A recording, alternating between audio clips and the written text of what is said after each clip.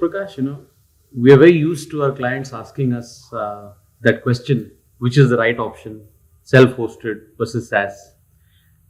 Just imagine someone new in the BD team has joined Sudhir's team, and you got to train him about how we should answer that question, self-hosted versus SaaS. See, what I think is that SaaS is the safe option for most of the businesses, right? You just can't go wrong with SaaS, right? So it helps you, it saves you from making upfront heavy investment into technology, and you can just get started with very easily without any capital investment. And second, your cost will remain proportionate to your revenue growth, because most of these e-commerce SaaS platforms actually offer some kind of a revenue share model where they take 1% or 2% of your revenue, and they take care of your the complete hosting and servers upkeep and maintenance, right? But some of our brands, just from our past experience, are very fixated about owning the piece of software. Is that a myth in today's day and age? So okay, I don't know what what actually means owning the software, because see, all the popular products that are available in the market today, these are actually open source products, right? So the copyright owner is always the OEM vendor, right? So we have got only a license. As a business, we only get a license of it, right? To use it. So basically, we do not own it per se. The second point is, the moment we go for the self-hosted option, okay, we need to remain invested in the upkeep and maintenance of that piece of software, because actually every software breaks. Sure. Right. Sure. So in last 1 year, we have heard about all the major technology products going downtime, either partially or full downtime at some point of time, and that includes Google, Cloudflare, Fastly, AWS. We have heard about almost all of them. Sure. So in principle, there is nothing like 100% uptime. Sure. So the moment a business goes for that self-hosted solution, actually they need to be prepared to invest into its ongoing upkeep and maintenance, which most of the businesses find very difficult, because they in their core they are not a tech company.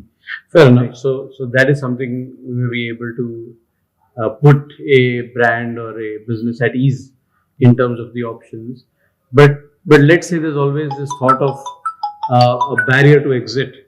Let's say in the SaaS option, how do we make a brand or a business feel comfortable that his assets are with him anyhow?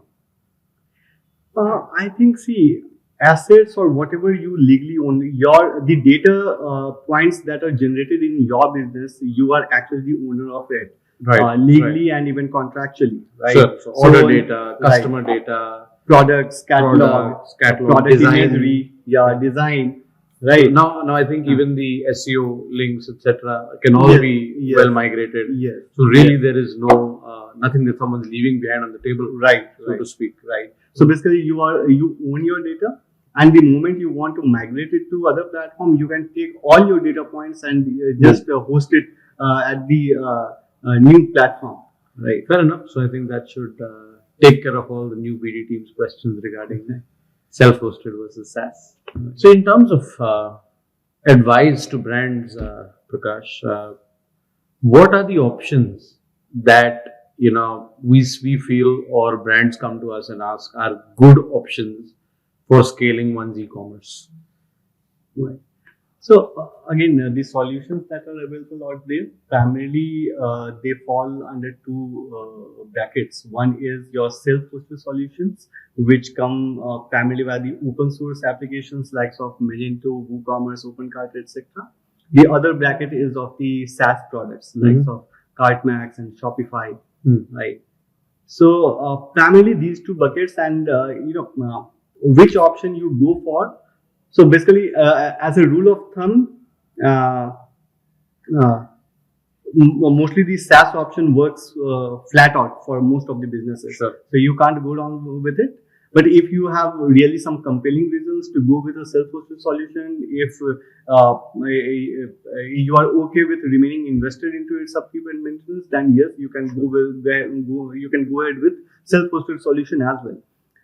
But here we have one major reservation about the self-hosted solutions, because most of these self-hosted solutions were developed like a decade or more ago, right? Sure. For example, for Magento, it has been like 13 years. For WooCommerce, it is, I think, close to like 11 or 12 years, right? So these are decade-old technologies, and not necessarily they are suited for the scale of e-commerce that we experience today.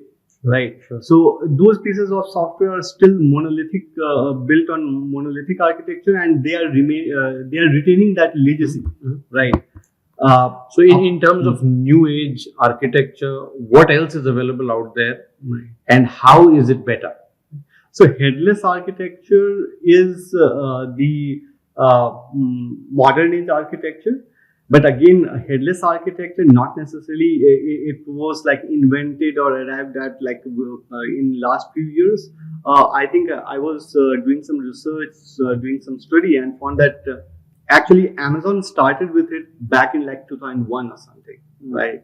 So it also has been there for close to a decade now, the headless architecture. So in headless architecture, so actually Amazon has described it very well, where they said that their earlier piece of software, their platform was on some monolithic piece of software where a single system was taking care of everything, and they were facing these scaling issues.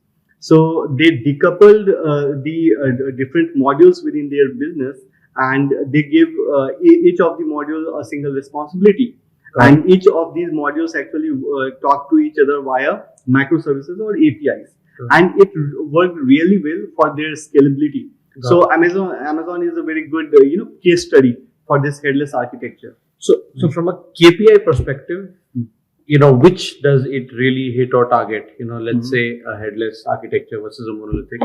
What's the real impact to business in a layman's term?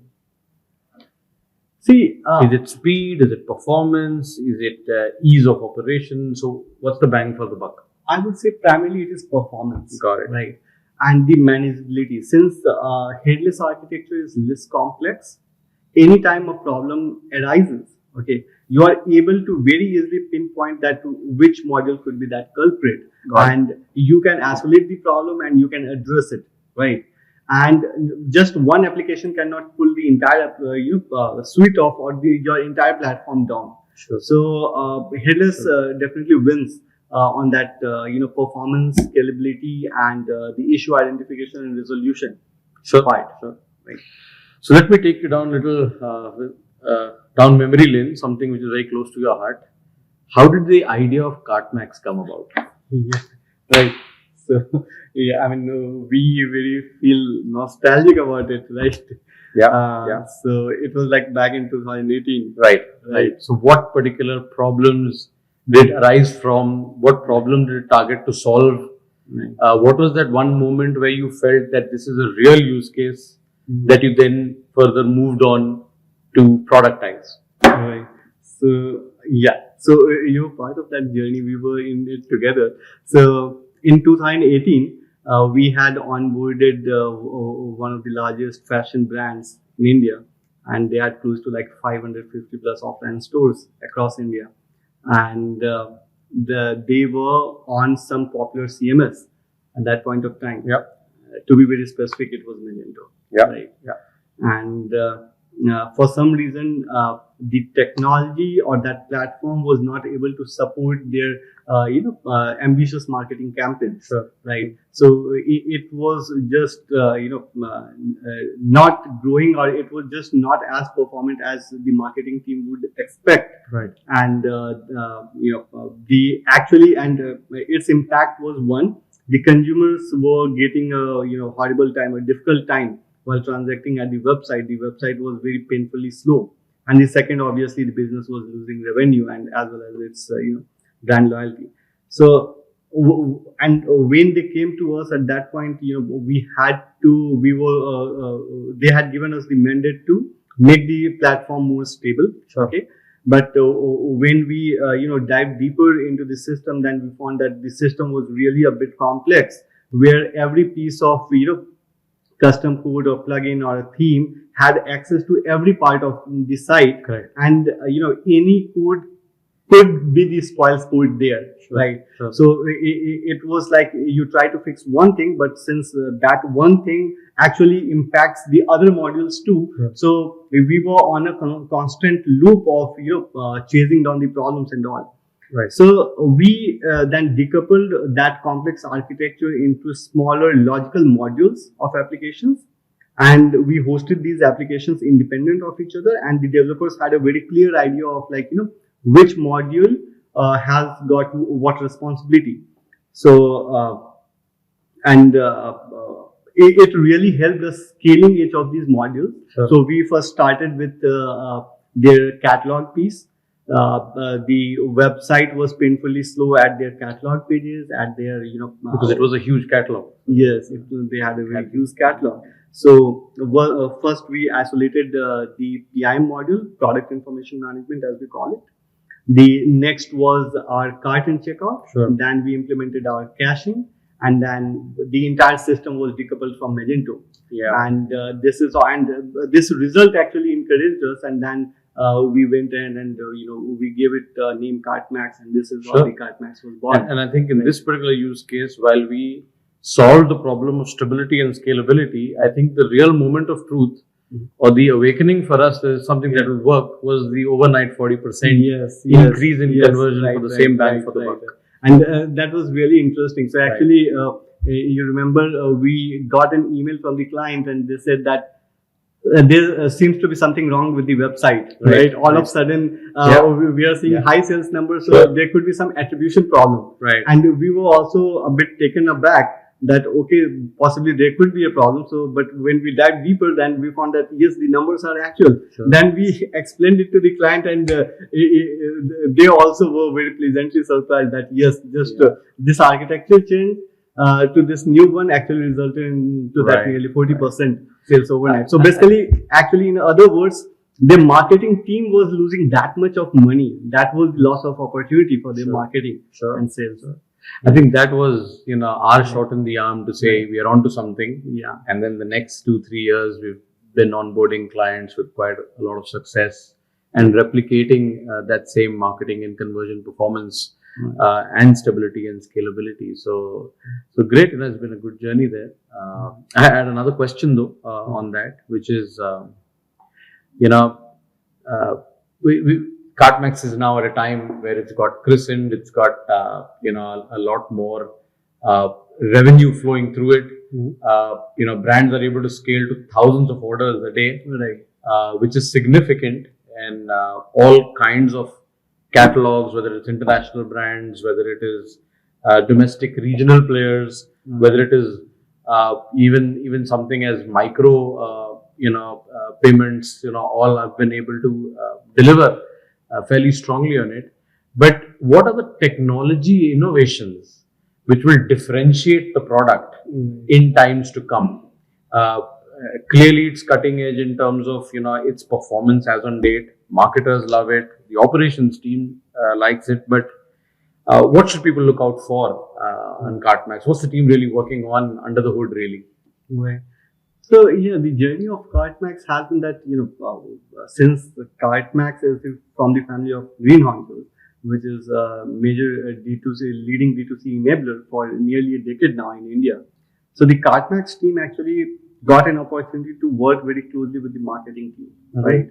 And since GreenHonchos is primarily into performance marketing, right? So actually, the developers here were sitting very closely to the marketing team, and they were getting an experience very firsthand of whatever changes we do at the website, what impact it does on the conversion or on the marketing side, right? So seeing these problems, observing these problems so closely, actually was a huge advantage to the developers out here. And we kept solving the different problems of scale that these brands experienced on their journey to higher growth. So quite a few interesting problems that we have solved in these years. Like I will speak about only a few noteworthy such points. So for example, we noticed that especially with the smaller brands who are just starting up in this D2C space, that the way they analyze the data, since they do not have any prior experience of scaling, scaling their D2C business to a very large scale. So the way they seek the different data points, many times they don't even know what data points are relevant and why they are meaningful, right? So the data points that they seek, the way they analyze it, could be better if they would have a better experience, or if they would have hired a management team with with good data analytics skill. So we solved that one problem, and we introduced Max AI, which is the one of its kind very first AI solution in e-commerce management, right? So consider Max AI as your virtual e-commerce manager, which is able to pull 200 plus data points, and it is able to analyze a large number of different issues that happen in e-commerce business, and it can also take action. For example, you can ask Max why the sales was done yesterday. And while there could be like 10 different paths on which you will analyze like why the sales was done yesterday, right. But right. Max is able to understand, figure out like what are those different paths. It takes all of it, does all this data digging, and gives you a very coherent picture within seconds. Sure. And good thing is it is available to you 24/7, so that's great. So Max AI is one. I think within that too, what as a business person, what I found interesting, apart from the information, is its ability to really take actions. Yeah. So that really was very interesting for a business. Right. So I think we can play out a quick demo of what Max AI does. Sure. So the conversation is very interesting. Okay. Right. Hi Prakash. Hi Max.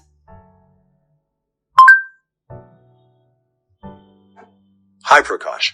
How do you do? I'm doing good. How is the sales going? Looks good so far. You have received 6,820 orders with total revenue of 6.1 crore in the last 7 days. However, the RTO has increased to 25% for this period, against our average monthly RTO of 18%. Can you figure out a reason for this high RTO?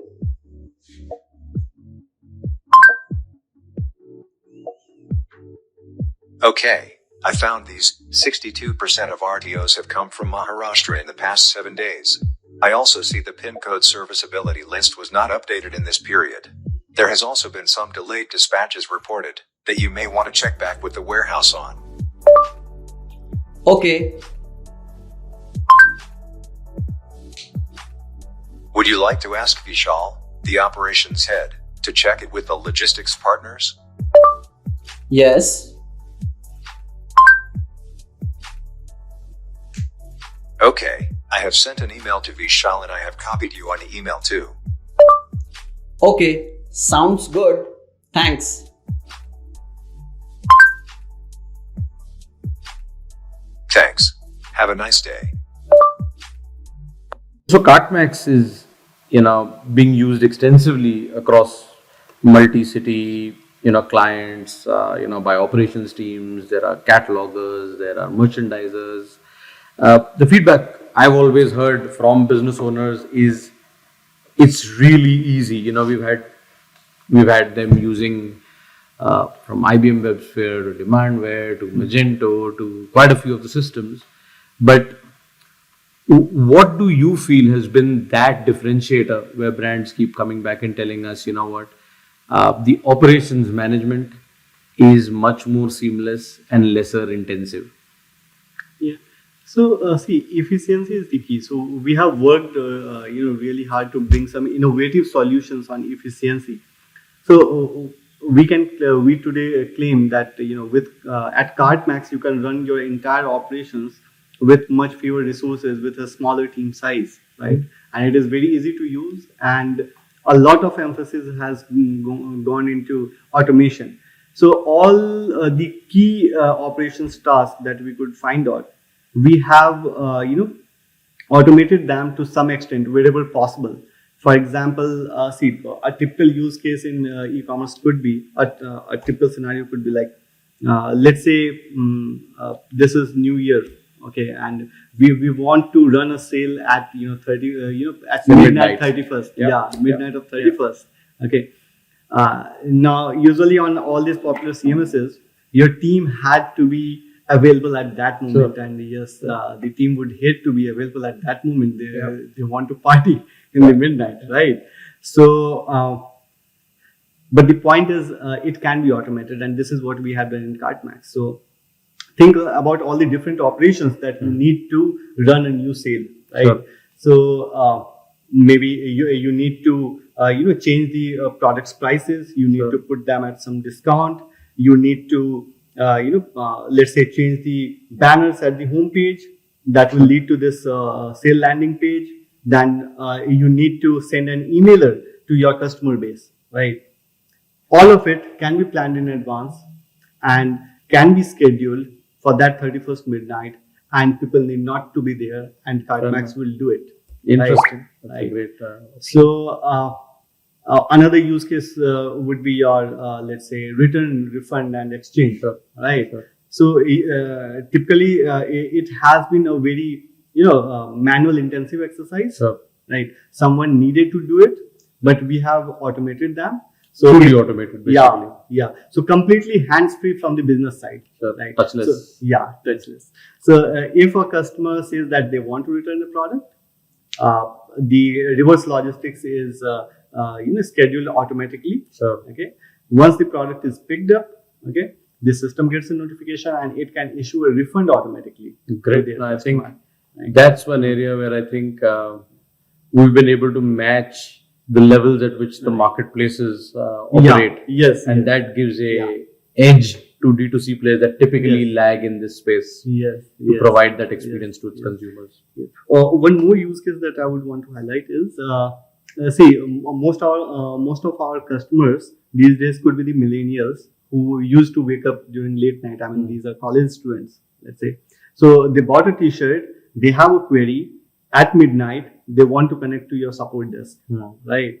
Usually, so far the support desk, someone needs to man that desk. Okay, right. Someone should be standing behind that desk to answer those calls, right? But we identified that 90% of the conversation at the support desk are actually related to some data points about their orders, right? And these can be automated because the system knows they have access to all the data points available within it. So for one of the brands, after automating these support desk queries, actually we deployed a solution which integrated your telephony, your ticketing desk, ticketing support system, and your KartMax platform. So with an integration between these one window view. We automated most of the support desk queries. So it just resulted into like 90% reduction into the tickets, and obviously elevated customer satisfaction, right?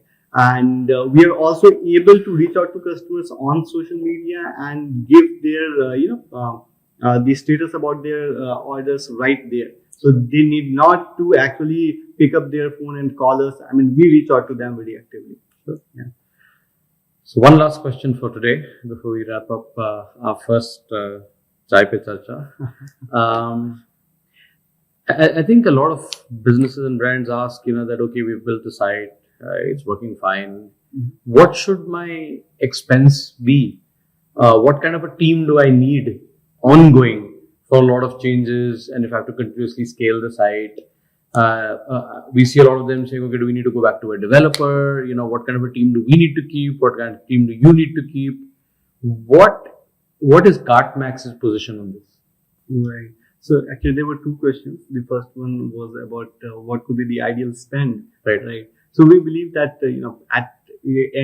during any given month, if your TCO or total cost of ownership of your e-commerce platform is 2% or below, then that is the ideal figure. Okay. So on a running month-on-month basis, it should not actually exceed 2%. Right. Second, talking about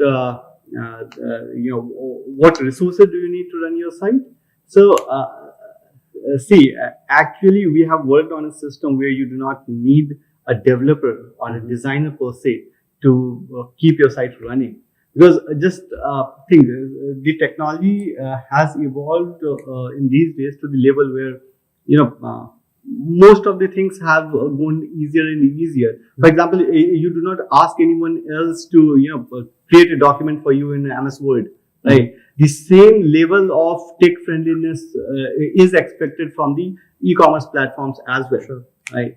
So while the platforms are trying to, step up to this expectation, KartMax definitely has done that. So, so basically, you do that via themes, or how do you, do that? I mean, technically, what has KartMax provided for a business or a brand to be more DIY, so to speak, rather than a DIFM, which is the general India context? Right. So basically, if you can imagine how your website should look like, you can do it yourself without any need of diving into the code. Okay. So the way you imagine it, the same way you can create it by using drag and drop editor, right? So if you at a product page, let's say you want to add the product image gallery in some different fashion, you have the designs available. You just drag and drop onto that page. It will be made available there. If you want product reviews, you can. And in order to design it, in order to configure it, you need not to dive deeper into the code. So you mean to say non-tech person that a non-tech person could, someone who's even uploading a catalog, would virtually redesign your detailed product page? Exactly. So no special tech competency is required to run and maintain the site on KartMax. So whether you are a CEO or a CFO, everyone can just play with it and make your site productive. That's a super advantage. That's a super advantage. Okay, cool. Thank you. That rounds up our session today. Thanks. Thanks.